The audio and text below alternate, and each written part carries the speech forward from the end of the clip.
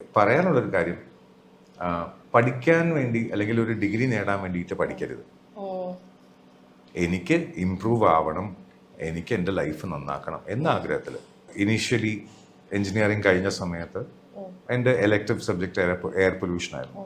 അപ്പോൾ അതിൽ post grad diploma കോളേജിൽ പഠിക്കുമ്പോൾ തന്നെ ചെയ്തു തുടങ്ങി. ഞാൻ ഡിഗ്രി കഴിഞ്ഞ് പുറത്ത് വന്ന സമയത്ത് I also have a PGDEPM, അതായത് post grad diploma in environmental protection management, chartered environmentalist ആയിട്ട് രജിസ്റ്റർ ചെയ്തു. അപ്പോൾ അതിൽ വർക്ക് ചെയ്യാൻ പറ്റില്ല എന്നറിയുമ്പോൾ നമ്മൾ അടുത്ത ഓപ്ഷൻ നോക്കണ്ടേ.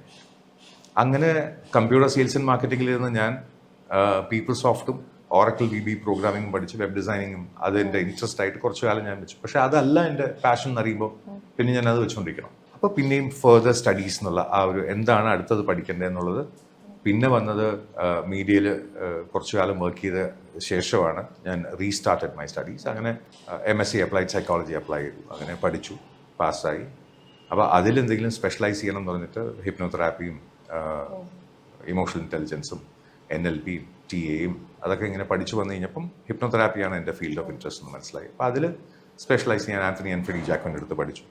അപ്പോൾ ഇതിനിടയ്ക്ക് സിനിമ എൻ്റെ ആഗ്രഹമായത് കാരണം ഡിജിറ്റൽ ഫിൽം മേക്കിംഗ് പഠിച്ചിരുന്നു. അപ്പോൾ ഇങ്ങനെ ആഗ്രഹം അനുസരിച്ച് പഠിച്ചു എന്നല്ലാതെ എനിക്ക് ഇത്ര ഡിഗ്രി ഉണ്ടെങ്കിൽ മാത്രമേ എനിക്ക് ജീവിക്കാൻ പറ്റുള്ളൂ.